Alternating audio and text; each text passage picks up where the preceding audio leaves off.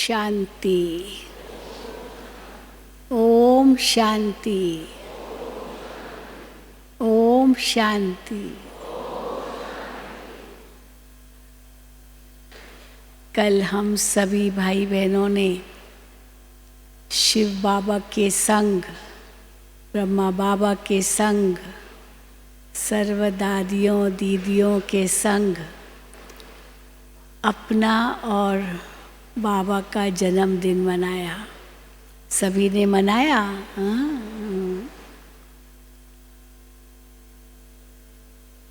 कैसा सुंदर जन्मदिन था, जो सारे कल्प में ऐसे किसी का नहीं होता, जो बाप और बच्चों का जन्मदिन एक ही हो। अगर एक तारीख तो हो सकती है, लेकिन वर्ष तो अलग होगा। लेकिन बाबा ने कहा कि बच्चों का भी साथ साथ जन्मदिन हुआ। क्यों? क्योंकि शिव बाबा ने यज्ञ रचा, तो यज्ञ में ब्राह्मण चाहिए, तो ब्रह्मा द्वारा ब्राह्मण रचे। जो ब्राह्मण यज्ञ की रक्षा करे, यज्ञ की पालना करे, यज्ञ को आगे बढ़ाए, तो कैसे बाबा ने 14 वर्ष तक जो भी उस समय बाबा के बच्चे बने, उन सब की पालना की। एक बीज ब्रह्मा बाबा ने रोपा उस समय, आज से 87-88 वर्ष पूर्व, और आज वो बीज वट वृक्ष के रूप में सारे विश्व में 140 देशों में अपनी शाखाएं फैलाए हुए आगे बढ़ता ही जा रहा है, बढ़ता ही जा रहा है।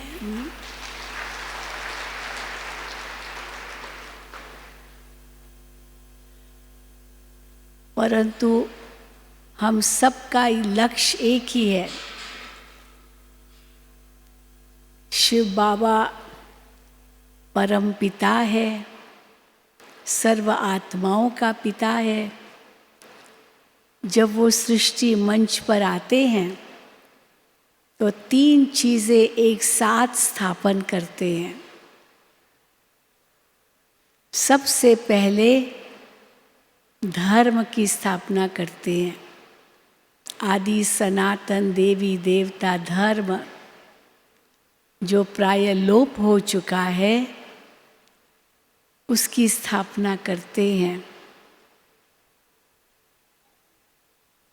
फिर उसके साथ साथ राजाई स्थापन करते हैं।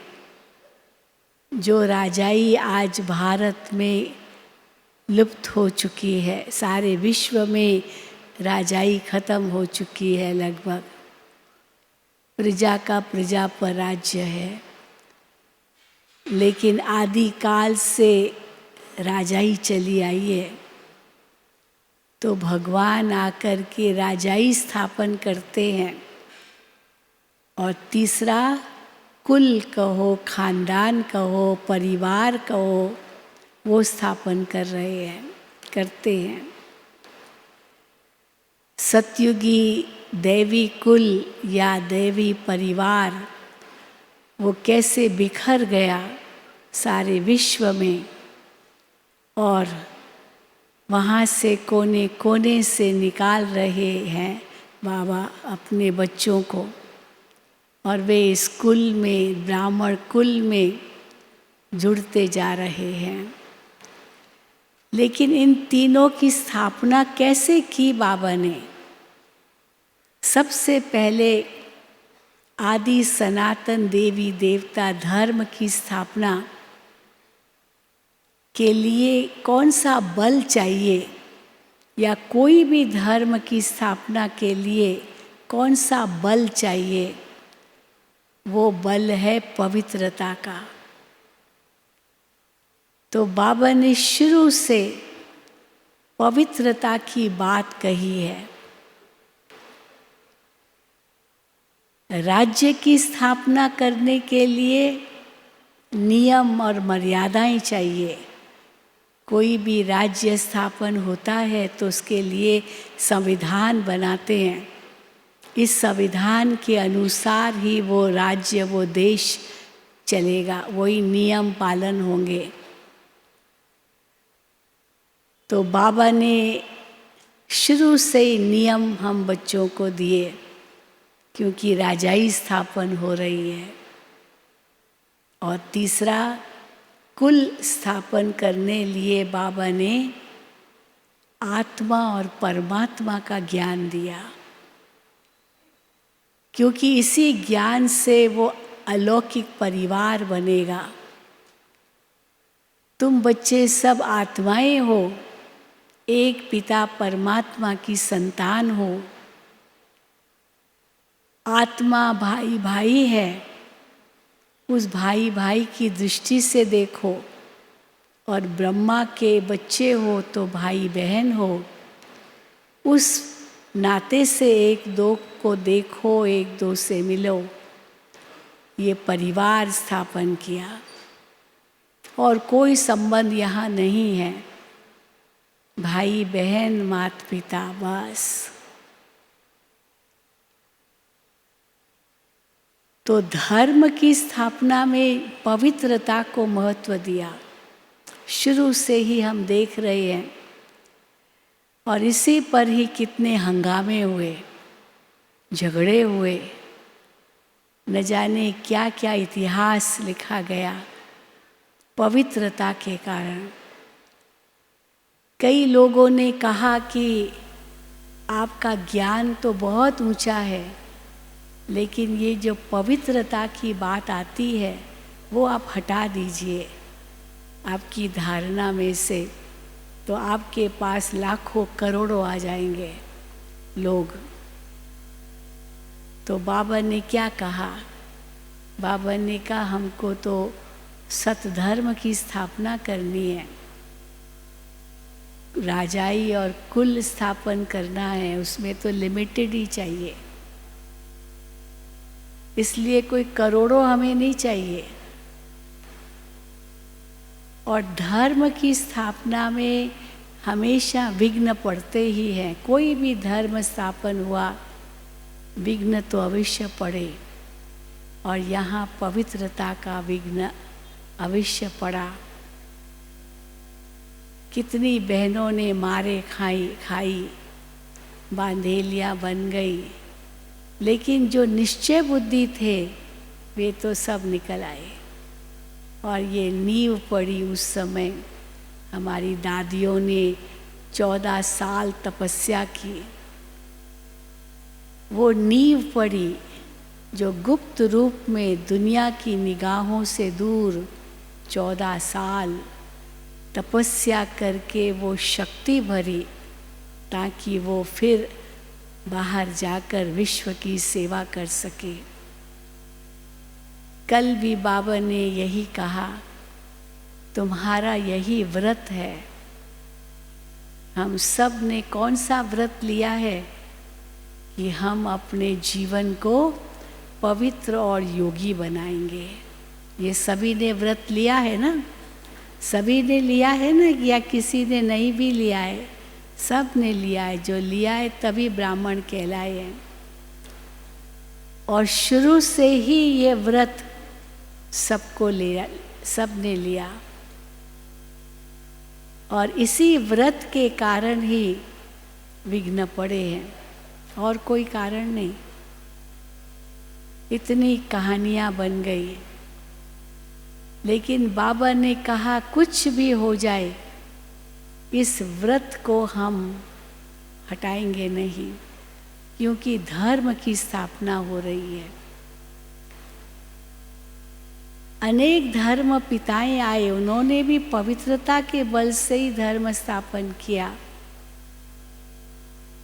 लेकिन भगवान जब धर्म स्थापन करते हैं तो उस समय वो देवी देवता धर्म की आत्माएं यहीं इस सृष्टि पर है, लेकिन कन्वर्ट हो गई है, बदल गई है। फूल से कांटा बन गई है, देवता से असुर बन गई है। निर्विकारी से विकारी बन गई है। वो तो फिर उनको फिर से निर्विकारी फूल बनाने में बाबा को कितनी मेहनत करनी पड़ी, और धर्म पिताओं को ये मेहनत नहीं करनी पड़ी, क्योंकि उन धर्मों की आत्माएं तो परम धाम से जो पवित्र आत्माएं थी वही सृष्टि पर आई और उस धर्म में ऐड हो गई। इसलिए उनके आगे इस प्रकार के पवित्रता के विघ्न नहीं आए।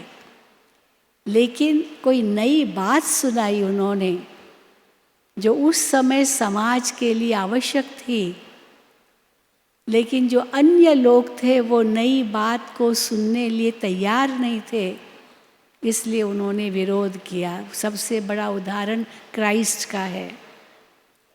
उसने कहा लव दाई नेबर, प्रेम, गॉड इज लव, प्रेम का पाठ पढ़ाया, क्योंकि उस समय नफरत की अग्नि दुनिया में फैल रही थी।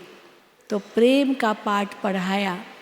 अगर आपके एक गाल पर कोई चाटा मारे तो आप उसको दूसरा गाल भी दो, लो भाई यहाँ भी मारो, है नहीं कि वो उसने चाटा मारा तो मैं भी उसको मारूं। इतना प्रेम सिखाया, सबसे प्रेम। लेकिन उस समय लोगों में ईर्ष्या की अग्नि थी, तो क्या प्रेम कैसे हो सकता है? तो विरोध किया। मुख्य कारण यही था, इसलिए सूली पर चढ़ाया। बुद्ध जब आए तो हिंसा बहुत थी, तो अहिंसा परमो धर्म का उन्होंने नारा दिया। कर्म फिलॉसॉफी की बातें कही, कर्म को सुधारो। लेकिन पवित्रता की बात किसी ने नहीं की, क्योंकि ज़रूरत ही नहीं थी, वो पवित्र आत्माएं नीचे आ रही थी। इसलिए सहज वो धर्म स्थापन हो गया। पर यहाँ तो पवित्रता की स्थापना के लिए जो अपवित्र आत्माएं हैं उनको पवित्र बनाना पड़ा, इसलिए ये विघ्न आए पवित्रता के। और भगवान ने कल क्या कहा बाबा ने मुरली में, कि वो तो केवल एक दिन व्रत रखते हैं भक्त लोग शिवरात्रि पर। एक दिन व्रत रखा, चलो भूखे रहे, परंतु दूसरे दिन तो फिर खा लेते हैं, और वो एक दिन का ही व्रत होता है। लेकिन हमने जो पवित्रता का व्रत लिया है, इस जन्म की पवित्रता का तो हम पालन करेंगे ही, लेकिन ये व्रत 21 जन्म तक चलता है। ऐसा ये पावरफुल व्रत है जो भगवान हमें व्रत सिखाते हैं, जो 21 जन्म हम पवित्र रहेंगे। वहाँ पर हम सब उसी पवित्रता के बल से फिर राज्य भी चलाएंगे। फिर राज्य की स्थापना के लिए नियम और मर्यादाएं बताई जाती है। तो बाबा ने शुरू से कितने नियम बताए। बाबा की हर मुरली में नियम और मर्यादाएं अवश्य आती है। अमृत वेले से रात्रि तक बच्चे ये करो, बच्चे ये नहीं करो, ये नियम और मर्यादाएं ही तो है। क्या करो क्या नहीं करो, जैसे नियम देश के होते हैं, संविधान में, कॉन्स्टिट्यूशन में ये आर्टिकल, ये फलाना, ये कानून बनते हैं। और कानून का अगर उल्लंघन किया तो बहुत बड़ी सज़ा है। अगर कानून के अंतर्गत चले हैं तो आराम से जियो, खाओ पियो, मना तो है नहीं, पर कानून के अंतर्गत चलो। तो सुबह से लेकर के रात्रि तक हर कर्म के लिए बाबा ने नियम और मर्यादाएं बताई। उठो तो कैसे उठो, सो तो कैसे सो, खाओ तो कैसे खाओ, अन्न की शुद्धि, संग की शुद्धि, यहाँ तक संकल्पों की भी शुद्धि, संकल्पों की भी शुद्धि, मन वचन कर्म तीनों की शुद्धि, ये बाबा ने हमें नियम दिए हैं। उससे ही राजाई स्थापन हो रही है। और जो जितना करेगा उस अनुसार वो पद पाएगा। और बाबा जानते हैं सब तो एक जैसा पद पा भी नहीं सकते हैं। ऐसे नहीं बाबा आशीर्वाद कर दे सब पर तो फिर सब एक जैसे हो, फिर कोई अलग पद हो ही नहीं। बाबा टीचर के रूप में हमें पढ़ाते हैं तो हर टीचर को पता होता, आज भी बाबा ने मुरली में कहा मेरे स्टूडेंट्स कैसे हैं, तो बाबा की भी निगाहें सब स्टूडेंट्स पर पड़ती है, मेरा एक एक स्टूडेंट कैसा है। पिता के रूप में तो बाबा सबको समान प्यार देते, हर बच्चा अपने माता पिता का प्यारा होता है, चाहे वो कैसा भी हो। लेकिन टीचर तो थोड़ा स्ट्रिक्ट होता है, वो मार्क्स उसी अनुसार देगा जिस अनुसार वो स्टूडेंट अपना एग्ज़ाम देगा, ये जो परीक्षा देगा। और हर स्टूडेंट की स्थिति कैसी है पढ़ाई की, वो टीचर को ज़रूर पता होती है। तो ये भी बाबा टीचर बन के पढ़ाता है, उसी अनुसार फिर पद मिलेगा। कोई महाराजा महारानी पद पाएंगे, कोई राजा रानी, कोई प्रजा, कोई दास दासी, कोई नौकर चाकर। बाबा कहते ये सारे पद इस सृष्टि पर आएंगे, सब अभी भी वही है, वैसे ही है। लेकिन अंतर क्या है, वहाँ सब सुखी होंगे और यहाँ राजा प्रजा सब दुखी है, ये फ़र्क है।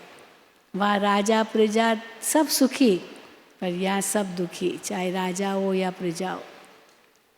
चाहे करोड़पति पद्मपति हो तो भी दुखी, चाहे बेचारा कमज़ोर वर्ग का है या गरीब है तो भी दुखी, सब दुखी के दुखी। दुखिया सारा संसार और वहाँ सुखिया सारा संसार, ये अंतर होगा। बाकी पद तो सब जगह होंगे, सब प्रकार के होंगे, पर वो किस आधार पर नियुक्त होंगे, यहाँ के पुरुषार्थ अनुसार।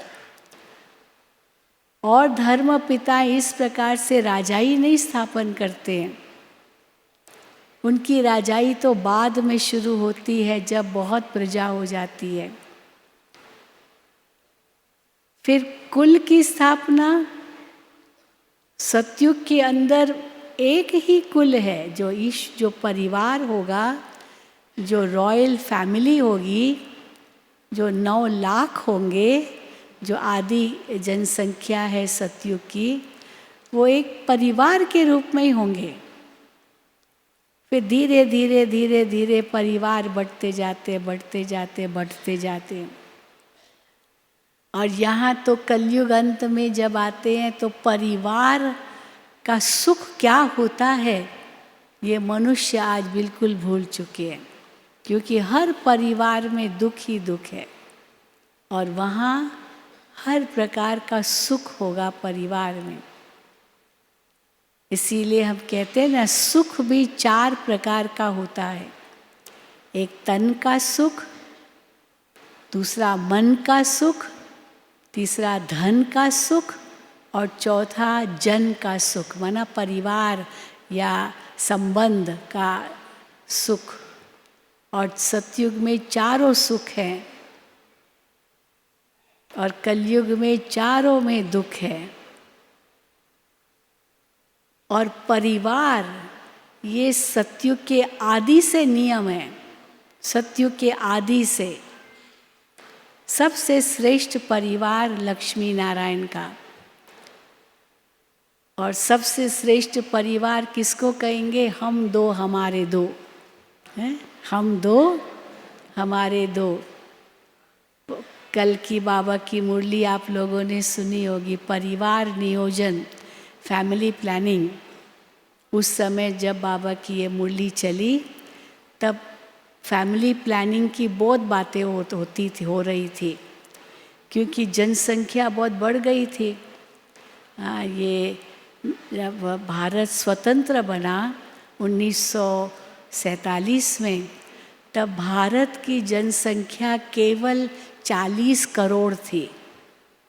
और उस समय ये नारा लगता था 47 में, 40 करोड़ का एक लंगोटी वाला। 47 की बात है।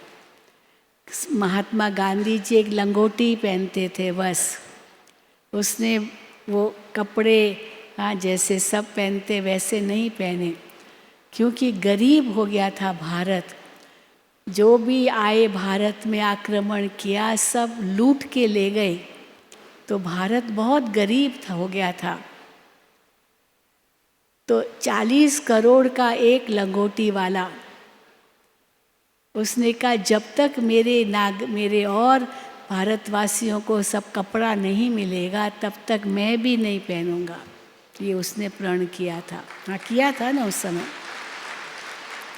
लेकिन वो 40 करोड़ जो 1947 में थे, वो 1900, आज अगर हम देखें भारत की जनसंख्या 140 करोड़ है। 140, कहाँ वो 40 करोड़ 75 साल पहले, और आज भारत की संख्या 140 करोड़। तो 75 सालों में 100 करोड़ जनसंख्या भारत की बढ़ गई। हम तो यही कहेंगे 150 करोड़ जनसंख्या हर साल भारत में बढ़ती है। तो उस समय 1960s में बहुत जनसंख्या बढ़ गई थी, तो सरकार ने ये परिवार नियोजन की बातें निकाली। गांव-गांव में परिवार नियोजन की बातें करते थे, और उसके लिए वो कृत्रिम उपाय बताते थे, है ना, कई आर्टिफिशियल तरीके, ताकि विकारी भले बनो परंतु बच्चे पैदा ना हो। बच्चे नहीं चाहिए, पर विकारी भले बने उसको तो रोक ही नहीं सकते। और पश्चिमी संस्कृति तो पूरी भोग संस्कृति है इस समय। भारत में फिर भी बाबा कहते ये सन्यासी महात्माएं गुरु आए जिन्होंने भारत को थमाया अपने पवित्रता के बल से। लेकिन वो जो पश्चिमी संस्कृति है वो तो यही मानने लगे कि काम विकार ये तो मनुष्य का भोजन है। जैसे भोजन नहीं खाएंगे तो मर जाएंगे, ऐसे ही काम विकार नहीं करेंगे तो मर जाएंगे। ये यहाँ तक ये उनकी समझ थी। लेकिन भारत की संस्कृति योग संस्कृति है, भोग संस्कृति नहीं है। तो महात्माओं ने, सन्यासियों ने, ऋषियों मुनियों ने तो थमाया भारत को, लेकिन बाकी तो भारत की जनसंख्या बढ़ती गई। तो कृत्रिम उपाय बताए कई चीज़ें, वो तो आप जानते हैं कि कैसे बच्चे पैदा न हो। परंतु सबसे श्रेष्ठ उपाय कौन सा है? ब्रह्मचर्य की पालना। और जो ब्रह्मचर्य की पालना करते हैं उनकी आयु और लंबी हो जाती है, क्योंकि भोग वृत्ति के कारण शरीर की शक्ति, मन की शक्ति, आध्यात्मिक शक्ति, आत्मा की शक्ति क्षीण होती है, नष्ट होती है। जिस नष्ट शक्ति के कारण आयु भी बहुत घट जाती है। एक मिसाल आता है किसी का कि कैसे वो एक व्यक्ति सन्यासी बना, लेकिन कुछ समय के बाद उसको वो अपने आप पर कंट्रोल नहीं कर सका। काम वासना की लत तो थी, परिवार छोड़ के आ गया था। तो अपने गुरु के पास गया और कहा, गुरुजी मैं इसके बिना नहीं रह सकता हूँ। तो गुरुजी ने कहा ठीक है, तुम जाओ वापस अपने परिवार में, लेकिन साल में केवल एक बार भिखारी बनना, एक बार। तो गया घर, फिर 1 साल बीत गया, एक बार ही भिखारी बनना है, गुरु की आज्ञा थी। फिर वापस आ गया, गुरुजी 1 साल में एक बार कैसे हो सकता है? हाँ, ये भूख तो मिटी नहीं। तो गुरु ने कहा अच्छा ठीक है, वापस जाओ और 1 महीने में एक बार बस भिखारी बनना। फिर 1 महीने के बाद वापस आया, कहा भूख तो मिटी नहीं।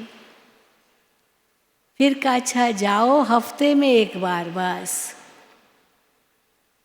फिर आया वापस, कहा गुरुजी हफ्ते में एक बार मिटी नहीं भूख, विकार काम विकार की। फिर गुरु ने कहा अच्छा जाओ और भले रोज विकारी बनो, लेकिन पहले अपनी कब्र खोदो, अपनी कब्र खोदो, क्योंकि जितना तुम ये करोगे उतना मौत के नज़दीक जा रहे हो, मौत के नज़दीक जा रहे हो, क्योंकि आपकी शक्ति नष्ट होती जा रही है। तो देखो बाबा ने हमारी शक्ति को कैसे प्रिजर्व किया। ये शक्ति सकारात्मक रीति से यूज़ करने लिए बाबा ने हमें कहा, जो आज नकारात्मक रूप में यूज़ हो रही है। भारत देश इस समय कहते हैं युवा देश है, क्योंकि बहुत जनसंख्या तो बढ़ती गई ना, तो युवक बहुत है। लेकिन वो युवक किस तरफ जा रहे, बाबा ने कल कितना कहा, कॉलेजों में तो जाओ क्या हाल लगा पड़ा है, और विदेश की तो बात ही मत पूछो।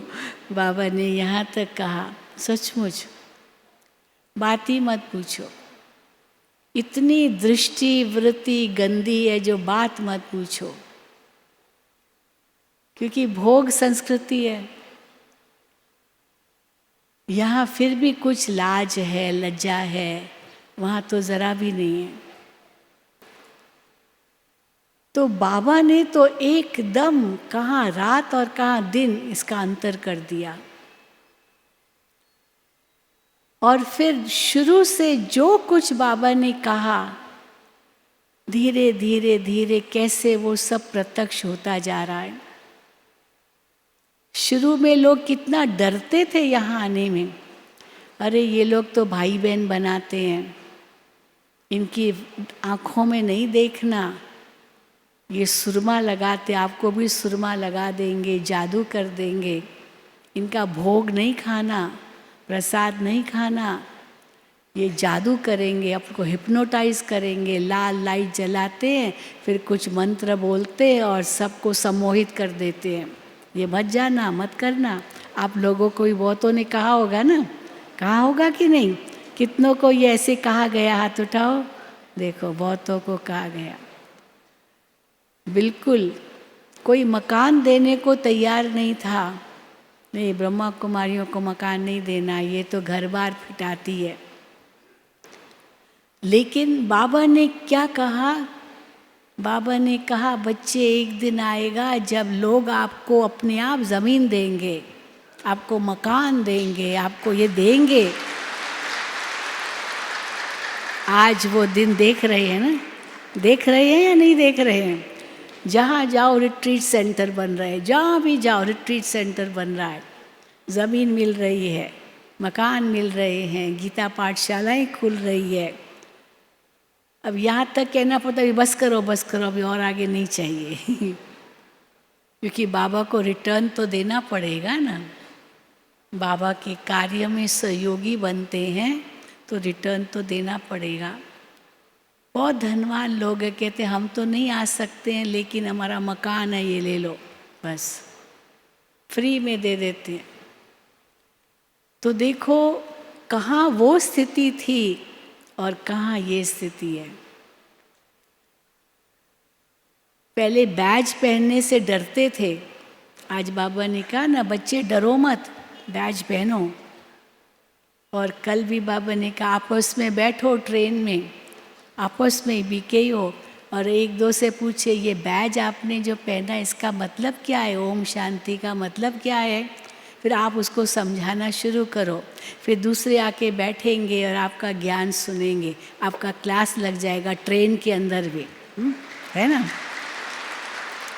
ये बैज ही बहुत सेवा कर सकता है।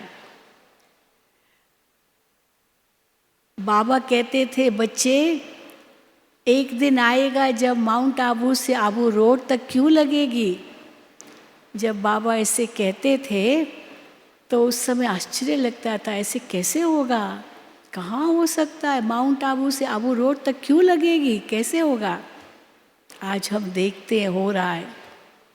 मधुबन जाते हैं, हाँ माउंट आबू जाते हैं, बाबा के बच्चे यहाँ हज़ारों आते हैं और हर एक अपनी अपनी गाड़ी में जाता है, बाबा का झंडा लगा हुआ है हर गाड़ी के ऊपर, है ना, होता है ना। सब माउंट आबू से आबू रोड तक क्यों लगती है ना, बिल्कुल लगती है। आगे बाबा कहते थे कि ये भारत वाले इतना जल्दी नहीं जागेंगे, जब विदेश के भाई बहनें यहाँ आएंगे वो भारतवासी कुंभकर्णों को जगाएंगे। तो हमारी दादियाँ कहती थी, बाबा हम कैसे बाहर विदेश में जाएंगे, हमको तो इंग्लिश ही नहीं आती है, इंग्लिश ही नहीं आती है, अंग्रेज़ी तो सीखी नहीं थी हमारी दादियाँ, कहाँ पढ़ी लिखी थी, कुछ भी नहीं। सिंधी बोलती थी क्योंकि सिंध में शुरू हुआ और सब सिंधी बोलते थे, हमारी सब पुरानी दादियाँ तो सब सिंधी थी, तो सिंधी बोलते थे। बाबा ने यज्ञ के अंदर सिंधी बोलना बंद करवा दिया। बाबा ने कहा सिंधी बिल्कुल नहीं बोलना है। अब हिंदी तो इतनी आती नहीं थी, नहीं बच्चे तुमको बहुत सेवा करनी है इसलिए हिंदी में बोलना है। सतयुग में ये भाषा चलती है, सिंधी भाषा नहीं चलती है। तो धीरे धीरे कैसे हमारी बहनें हिंदी सीखती गई। फिर हमने देखा हमारी जो बुज़ुर्ग दादियाँ थी उनको सिंधी ऐसे भूल गई, जो उनको कहते दादी थोड़ा सिंधी में बोलो, तो सिंधी बोलकर फिर हिंदी बोल लेते थे क्योंकि इतनी हिंदी पक्की हो गई। तभी तो भारत में सेवा कर सकी ना, अगर वो सिंधी में ही बोलती होती तो भारत में सेवा कैसे होती। बाबा ने दादियों को भेजा, अलग अलग राज्यों में भेजा, प्रांतों में भेजा, एक एक प्रांत में एक एक दादी को भेजा। पर ये कैसे सब हुआ। शुरू में बाबा ने कहा कि अगली दिवाली नहीं आएगी, और अभी 88 दिवालियाँ हो गई ना, 88 साल हो गए शिवरात्रि के। क्यों, उस समय साक्षात्कार हुए, बहुत साक्षात्कार हुए। हर एक को ऐसे लगा विनाश का साक्षात्कार, अभी विनाश होगा, अगली दिवाली नहीं आएगी। तो छोड़ छाड़ करके सब भागे, अपना घर बार बच्चे सब छोड़ा, बस अगली दिवाली नहीं आएगी। साक्षात्कार होते थे उनको बहुत, स्वर्ग के सतयुग के। तो कई पूछते हैं अभी क्यों नहीं साक्षात्कार होते विनाश के, या जो क्यों नहीं अभी होते। बाबा कहते हैं अभी ज़रूरत ही नहीं है, प्रैक्टिकल में देख रहे हो देख रहे हैं ना प्रैक्टिकल में, तो क्या ज़रूरत है। बाबा कहते थे एक दिन सारा आबू आपका हो जाएगा। तो सब ये सोचते थे सारा आबू कैसे हो जाएगा, लोग तो सुनते ही नहीं है ज्ञान, आबू कैसे हो जाएगा अपना। लेकिन सचमुच आप देखो, जब से 91 में हॉस्पिटल खुला अपना ग्लोबल हॉस्पिटल, और यहाँ के लोगों की सेवा हुई उस हॉस्पिटल में, तब से सारा माहौल बदल गया।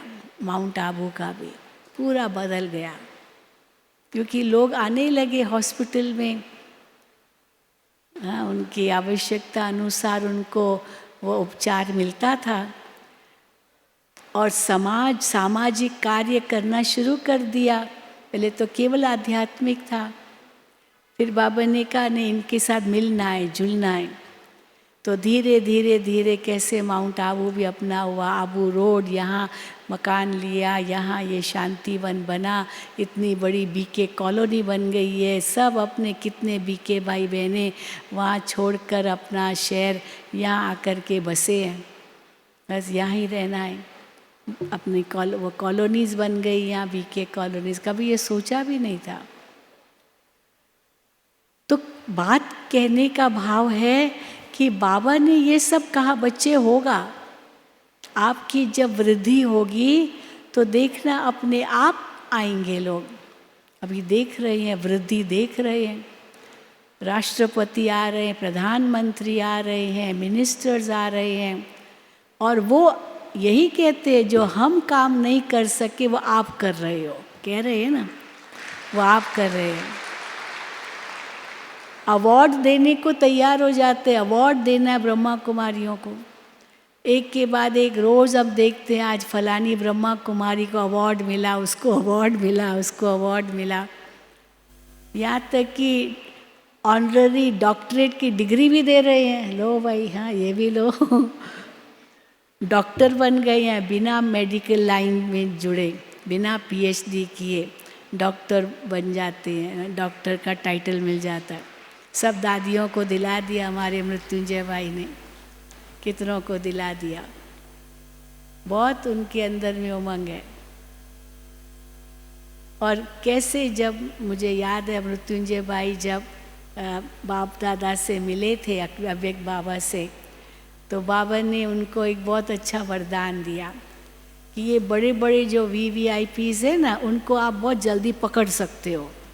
और सचमुच उसके अंदर ये कला आ गई। बड़े बड़े गवर्नर, मिनिस्टर, ये सबको अच्छी तरह से कैसे उनकी सेवा करके उनको भी बाबा के नज़दीक ले आए। और जहाँ भी हम प्रोग्राम करते यही कहते हैं, कोई भी सेवा आप हमसे चाहते हैं आप ले सकते हैं, और लिख के देते हैं हाँ कि आप ये करो, हाँ आप लोग ही कर सकते हो। ये सब किसकी कमाल है? ये बाबा की कमाल है। जो कल बाबा ने कहा कि कैसे आपकी प्रत्यक्षता होगी, प्रत्यक्ष प्रमाण द्वारा प्रत्यक्षता। कल बाबा की शाम की अव्यक्त मुरली चली, और उसमें भी परिवार के परिवार बाबा के बच्चे बनते हैं और अपना जीवन तो पवित्र बनाते ही हैं, लेकिन परिवार इतना सुखमय बन जाता है, आश्रम बन जाता है। परिवार के परिवार साथ में रह के अपना जीवन पवित्र योगी बनाते हैं। ये सन्यासी भी आश्चर्य खाते हैं, ये कैसे करते हैं। जब हम लोगों का यहाँ संत सम्मेलन हुआ था 1987 की ये बात है, 87 में संत सम्मेलन किया था। हरिद्वार, ऋषिकेश, बनारस, कई जगह से संत लोग आए थे। बहुत बड़ा प्रोग्राम था। वो फ़ोटो भी आपने देखा होगा, ब्रह्मा कुमारियाँ सफ़ेद साड़ी और वो सन्यासी गेरुए वस्त्र, साथ में फ़ोटो है ओम शांति भवन का। तो उस समय 20 के लगभग बाल ब्रह्मचारी युगल थे, उनको बुलाया गया था, और ये सन्यासियों के आगे उन्होंने अपना अनुभव सुनाया कि हम कैसे पवित्र रहते हैं। बाल ब्रह्मचारी युगल है। तो सन्यासी तो आश्चर्य खाने लगे, वो स्वीकार करने को तैयार नहीं थे कि ये बाल ब्रह्मचारी होंगे, इकट्ठे रहते हैं और पवित्र रहते हैं। स्वीकार करने को तैयार नहीं, क्योंकि सन्यास धर्म में तो यही सिखाया जाता है, नारी नरक का द्वार है, स्त्री से दूर रहना है, स्त्री से दूर रहना है, नारी तो सर्पणी है, नारी तो ये है, नारी तो ये है। और बाबा ने क्या किया, सबसे पहले नारी का उद्धार किया। नारी शक्ति महान है ना। नारी को आगे रखा। यत्र नार्यस्तु पूजन्ते रमन्ते तत्र देवता। जहाँ नारी का सम्मान है वहाँ देवताओं का वास है। बाबा ने सारी ये संस्था ब्रह्मा कुमारी के नाम से प्रसिद्ध किया। तो कई लोग समझते खाली स्त्रियों की ये संस्था है, लेकिन आते तो सब है, क्यों नहीं है। लेकिन बहनों को बाबा ने शक्ति दी, शिव शक्ति बनी, शिव की शक्तियाँ, शिव ने शक्तियों को प्रकट किया, आगे रखा। तो सन्यासी भी आश्चर्य खाते थे कि आपकी संस्था इतनी आगे कैसे बढ़ रही है। तो बाबा यही कहते थे, क्योंकि यहाँ बहनों को आगे किया है, इसलिए। आज 8 मार्च है, आज इंटरनेशनल महिला दिवस है, पता है आप लोगों को। इंटरनेशनल महिला दिवस। तो नारी का सम्मान, और जैसे ही बाबा ने नारी को सम्मान देना शुरू किया, दुनिया ने भी नारी को सम्मान देना शुरू किया। राजा राम मोहन रॉय, लाला लाजपत राय, ये सब उस समय ऐसे समाज सेवी थे जिन्होंने नारी को आगे बढ़ाया। और अभी तो सरकार और भी नारी को 33% वो कैसे आरक्षण क्या क्या जो भी वो कह रहे हैं। तो कहने का भाव है बाबा ने उस समय ये किया और आज दुनिया भी ये कर रही है। जो कुछ बाबा ने कहा वो सब प्रैक्टिकल में हो रहा है। बाबा ने कहा कि आप VVIPs को बुलाते हो, एक दिन ऐसा आएगा जब आप VVVVIP बन के उनके प्रोग्राम में जाएंगे। वो भी हो रहा है, बिल्कुल हो रहा है, वो भी हो रहा है। राष्ट्रपति भवन में भी देखो निमंत्रण मिलता रहता है। राष्ट्रपति हमारी वो खुद बाबा की बच्ची है। ये सब कैसे किया? और वो साफ कहती है मुझे शिव बाबा की मदद है, मुझे शिव बाबा सब करा रहा है, शिव बाबा शक्ति दे रहा है। जब देखो अभी मैं कटक गई थी, वहाँ गोल्डन जुबली मनाई, वहाँ पर राष्ट्रपति जी आए थे। हम संबलपुर गए, वहाँ भी राष्ट्रपति जी आई थी, और यहाँ माउंट आबू में तो आई थी। तो हमने देखा कि राष्ट्रपति जी भी कैसे इतनी प्रोत्साहित होती है। जब भी कोई ब्रह्मा कुमारियों का कुछ भी होता है तुरंत उनसे मिलती है। राष्ट्रपति भवन में भी मिलती है, गवर्नर हाउस में जाती है जहाँ कई स्टेट्स में, तो वहाँ भी भाई ये ब्रह्मा कुमारी आई है, तुरंत बुलाओ बुलाओ, सबसे मिलती है।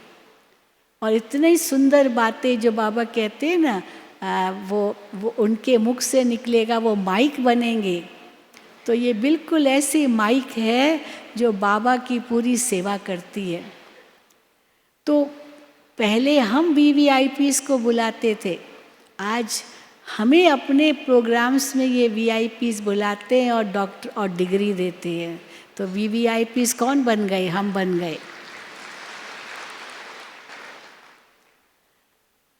पहले लोग ये कहते थे कि आप लोगों की संस्था, हाँ पहले तो डरते थे, धीरे धीरे धीरे धीरे स्वीकार करने लगे।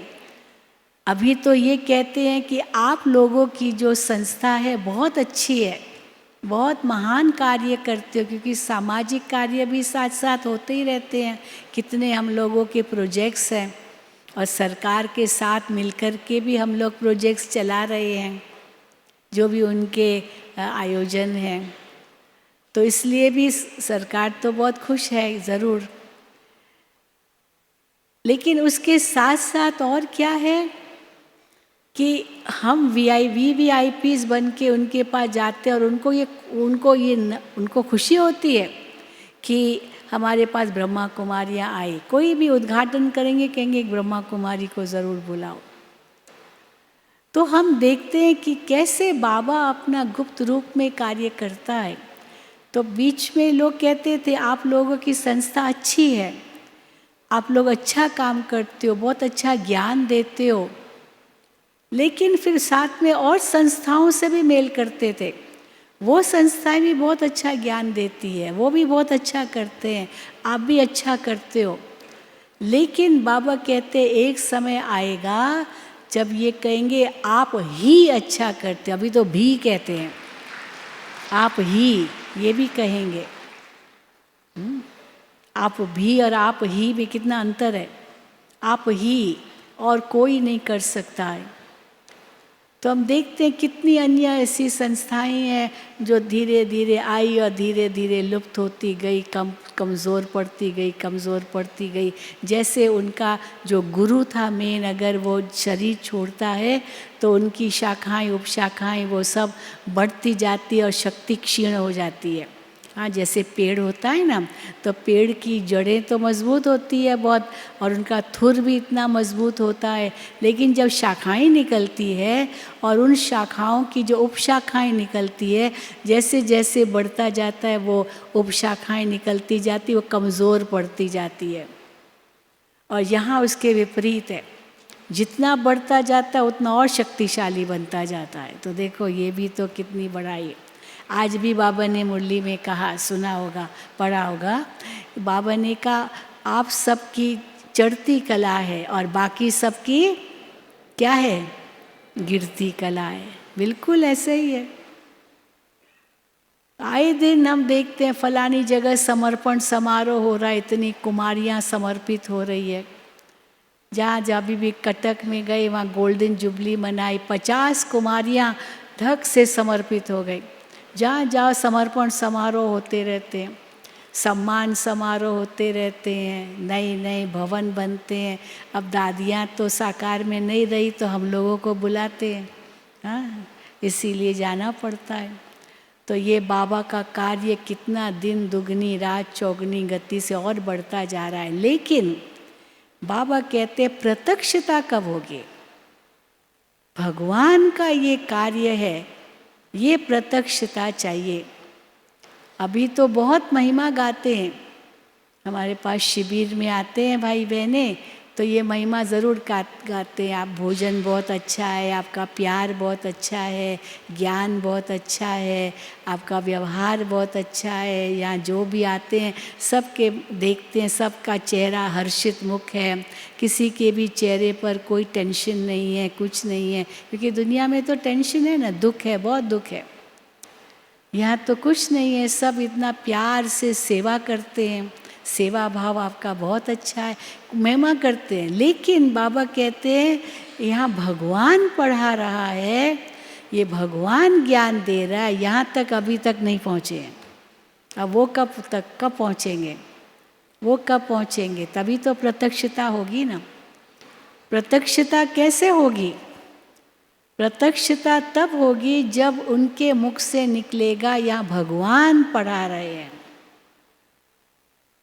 ये बहनें पढ़ा रही है, ये तो बहुत अच्छा है, बहनों की संस्था है, बहनें आगे, बहुत अच्छा, ये बहुत बढ़िया है, बहुत सुंदर महिमा करते हैं।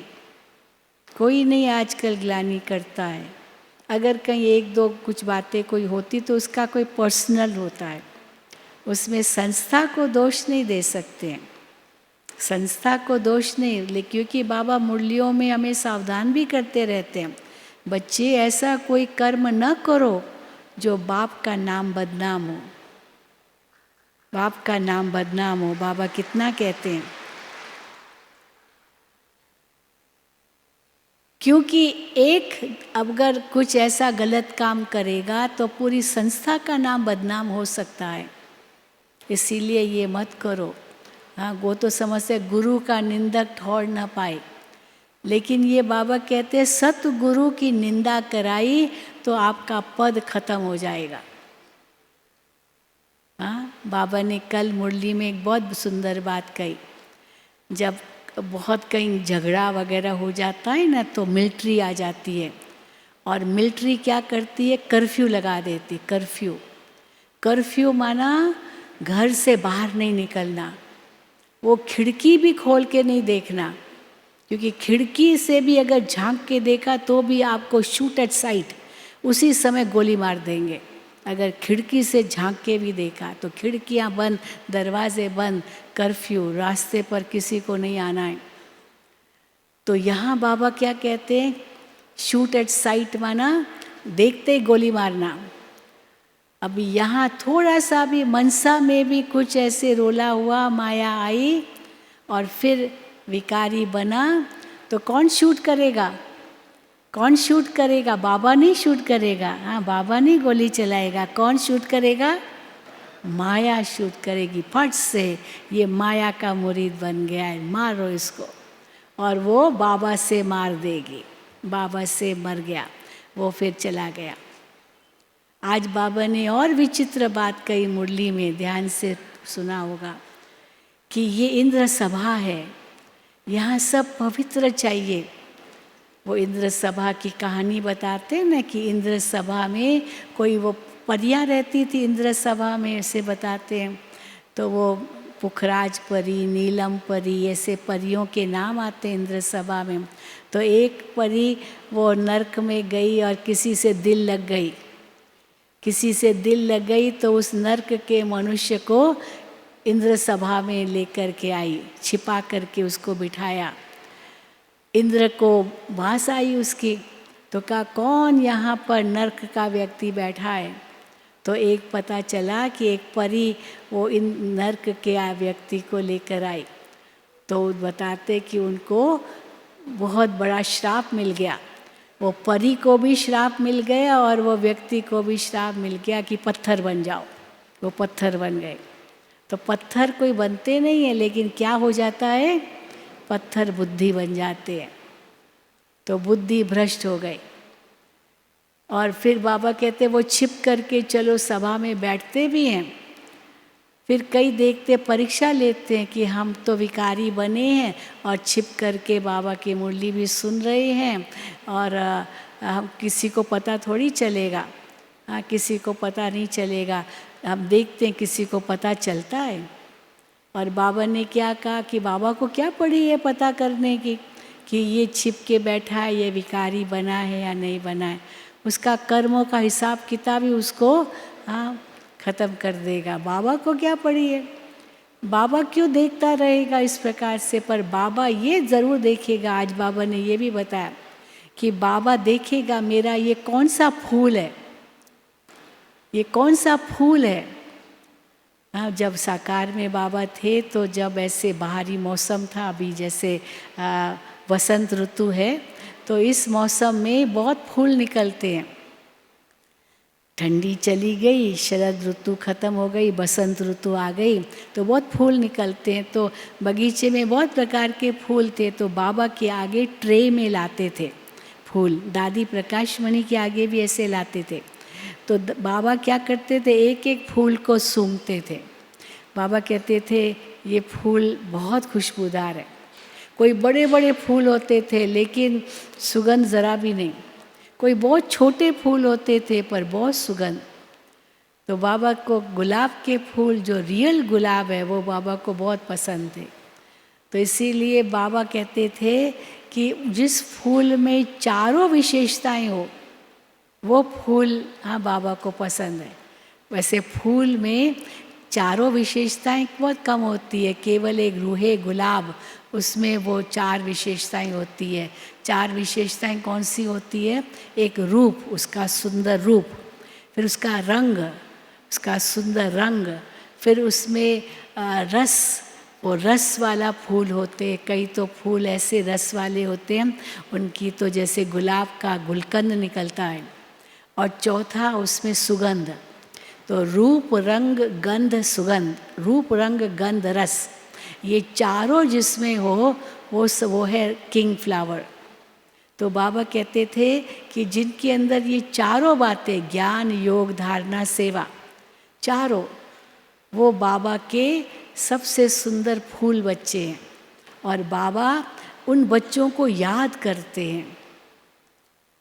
तुम बच्चे बाबा को याद करते हो, पर बाबा किन बच्चों को याद करते हैं, जिनके अंदर योगी स्थिति है, रूप भी है, रंग भी है, ज्ञान का रंग भी है, गुणों की सुगंध भी है, और वो रस भी है, जिस रस से वो सेवा करते हैं, प्रेम से सेवा करते हैं, याद की के शक्ति से सेवा करते हैं, दिल से सेवा करते हैं, मिठास से सेवा करते हैं, निश्चय से सेवा करते हैं, उस पवित्रता के बल से सेवा करते हैं, तो वो आकर्षित करते। तो बाबा को भी वो आत्माएं आकर्षित करती है और वही आत्माएं ऊंच पद पाएगी।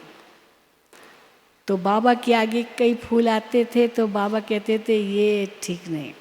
फिर बाबा के आगे अक का फूल भी देखा। आपने अक का फूल देखा है? जिन्होंने अक का फूल देखा है, जो शिव पर चढ़ाते हैं, देखा होगा। हाँ, कईयों ने नहीं देखा है। तो अक के जो फूल होते थे, जंगली फूल होते हैं। आप माउंट आबू से आबू रोड जाएंगी ना, रास्ते में जहाँ पर वो दीवार है, वहाँ ऐसे ही निकल आते हैं। वो छोटे छोटे फूल होते हैं, कड़वे होते हैं। तो वो फूल कोई नहीं खाता है, हाँ, कड़वे होते हैं, लेकिन वही फूल शिव पर चढ़ते हैं।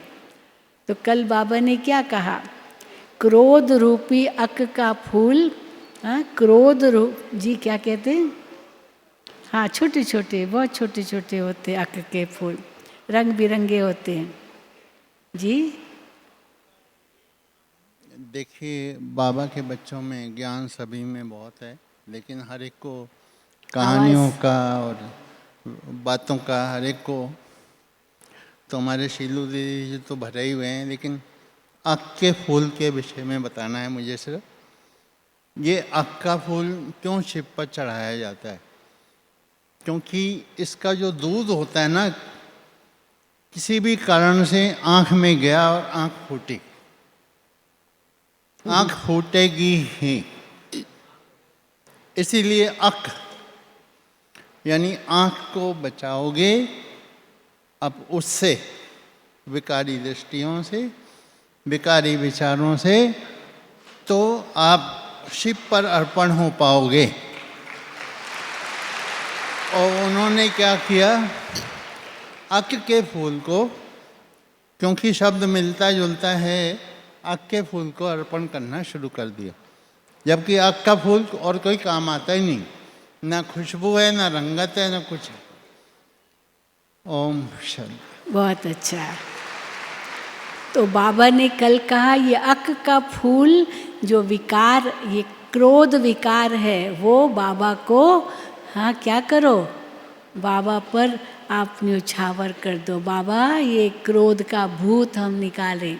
तो सभी ने वायदा किया कल शिवरात्रि पर, आज शिवरात्रि है, कि क्रोध रूपी का अक का फूल हम बाबा को अर्पण करते हैं। काम विकार तो दे ही दिया, पर क्रोध अभी है, थोड़ा थोड़ा है।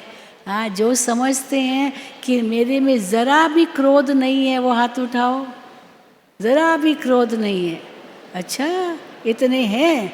हाँ भाई, जो एकदम हाथ उठाते उनके लिए ताली तो बजाओ, ज़रा भी क्रोध नहीं है। तो ये बाबा को आपने अर्पित कर दिया है। हाँ बिल्कुल। अभी जिन्होंने हाथ नहीं उठाया वो कब करेंगे अर्पित बाबा को? हाँ, वो भी ज़रूर करना। आज वास्तव में शिव जयंती तो आज ही है ना। आज ही सब सवेरे भी झंडा लहराया और यहाँ भी कल रात को लहराया। तो बस ये आज प्रतिज्ञा कर लो कि ये अक का फूल, ये फूल नहीं है, ये कांटा है, ये हम बाबा को अर्पण करते हैं। तो देखो ज़रूर प्रत्यक्षता होगी, प्रत्यक्षता होगी। ये निश्चय है और निश्चित है। और उसी निश्चित ड्रामा के अनुसार एक दिन ये प्रत्यक्षता होगी कि यहाँ भगवान का कार्य चल रहा है। ठीक है? अच्छा, ओम शांति, ओम शांति, ओम शांति।